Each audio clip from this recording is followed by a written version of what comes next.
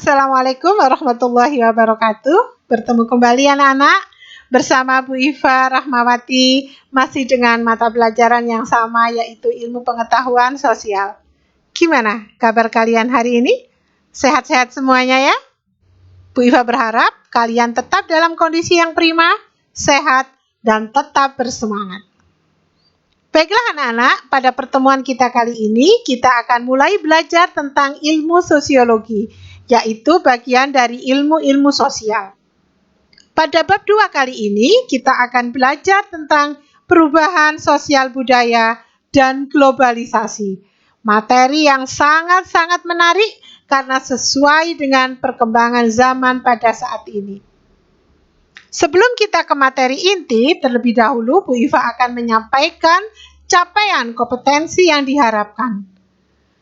Pada ranah pengetahuan, yaitu pada KD 3.2, diharapkan siswa dapat menganalisis perubahan kehidupan sosial budaya bangsa Indonesia dalam menghadapi arus globalisasi untuk memperkokoh kehidupan kebangsaan. Dan pada ranah keterampilan, yaitu pada KD 4.2, diharapkan siswa dapat menyajikan hasil analisis tentang perubahan kehidupan sosial budaya bangsa Indonesia dalam menghadapi arus globalisasi untuk memperkokoh kehidupan kebangsaan.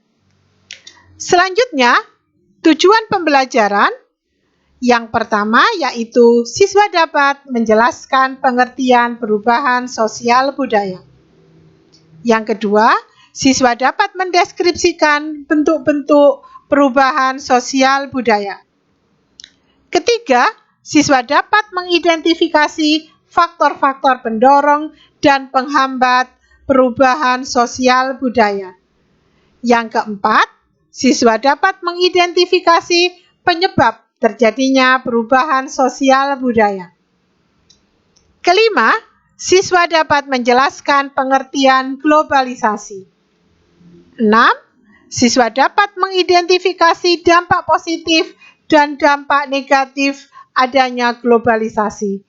Dan yang terakhir, siswa dapat menganalisis upaya dalam menghadapi globalisasi. Kini kita sampai kepada materi inti kita pada bab 2.A, yaitu perubahan sosial budaya. Apa itu perubahan sosial budaya? Perubahan sosial budaya yaitu perubahan tata kehidupan masyarakat yang meliputi perubahan sosial dan perubahan budaya. Mencakup berbagai hal seperti cara berpikir, cara berperilaku, dan pemakaian alat-alat. Untuk lebih jelasnya, Bu Iva bisa mendeskripsikan atau memiliki ilustrasi sebagai berikut anak-anak. Perhatikan baik-baik. Pada sebuah daerah yang sebagian besar masyarakatnya bermata pencarian sebagai petani, terhampar areal pertanian yang sangat luas. Karena kebutuhan manusia, maka areal pertanian ini diadakan pengurukan karena akan dialihfungsikan atau akan dikonversi menjadi lahan untuk areal pemukiman. Masyarakat yang semula bermata pencarian sebagai petani, karena lahannya sudah tidak ada, maka masyarakat akan berubah profesinya, bekerja di perusahaan atau sebagai karyawan dan pegawai pabrik. Selanjutnya anak-anak, perilaku mereka dari yang semula masyarakat petani yang kerap bergotong royong, karena sudah menjadi karyawan pabrik yang mana cara berperilaku dan cara berpikirnya juga sudah berubah, maka akan menjadi lebih individualisme. Yang semula sangat kental budaya gotong royongnya berubah menjadi masyarakat yang individualisme.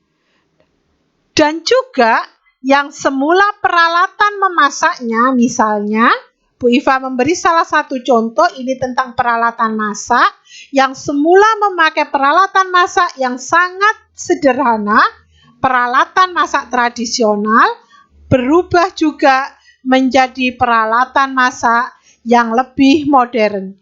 Ini yang disebut dengan perubahan sosial budaya. Mulai berubahnya lahan pertanian menjadi areal perumahan, berubahnya pekerjaan, berubahnya perilaku, sampai dengan berubahnya peralatan-peralatan yang digunakan. Bisa difahami anak-anak ya? Kemudian bentuk-bentuk perubahan sosial budaya. Yang pertama, perubahan sosial budaya menurut waktunya.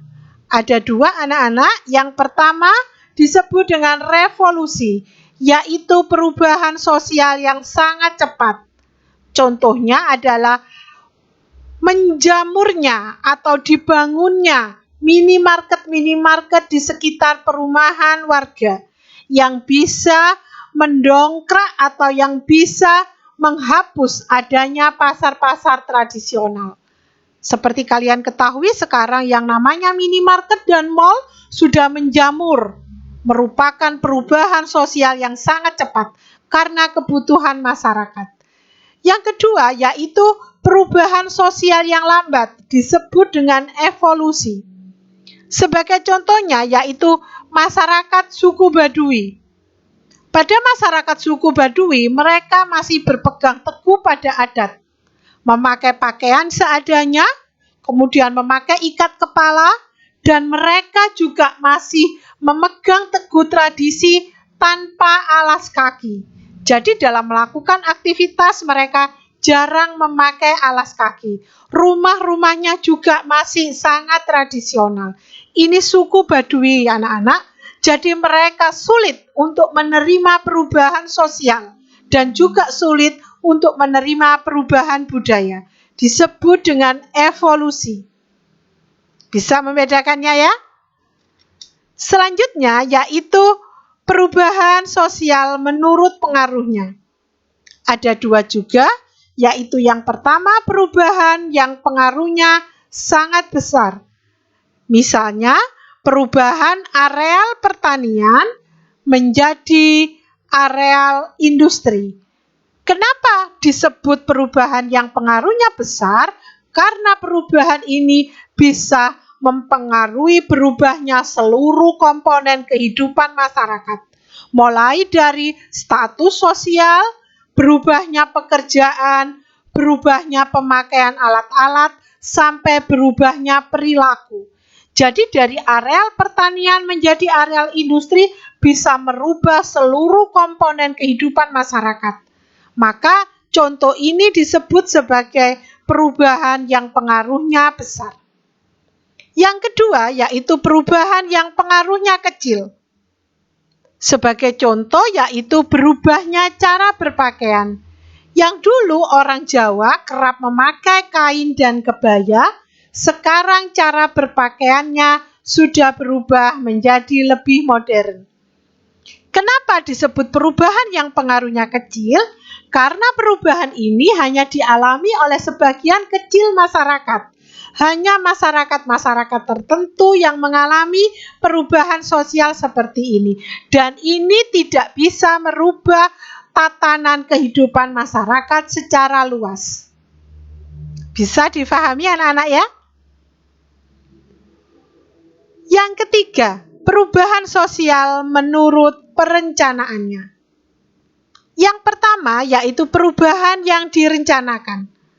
Sebagai contoh yaitu perubahan cara membajak sawah.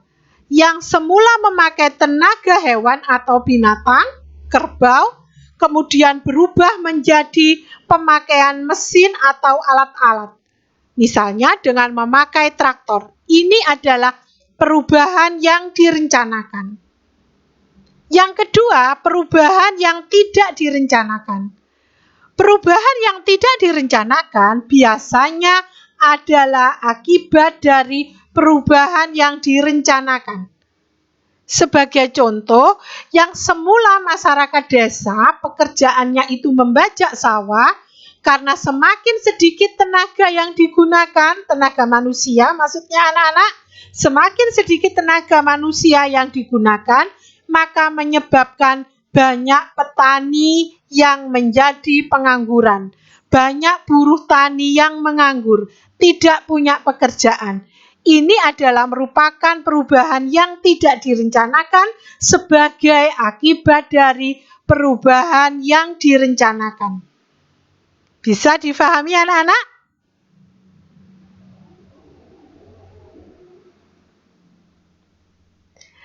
Demikianlah materi kita pada kali ini, cukup singkat anak-anak. Akan kita lanjutkan pada materi yang sama minggu depan. Tetap jaga kesehatan dan jangan lupa tetap tekun belajar walaupun dalam kondisi pandemi COVID-19. Sampai di sini dulu pertemuan kita. Assalamualaikum warahmatullahi wabarakatuh.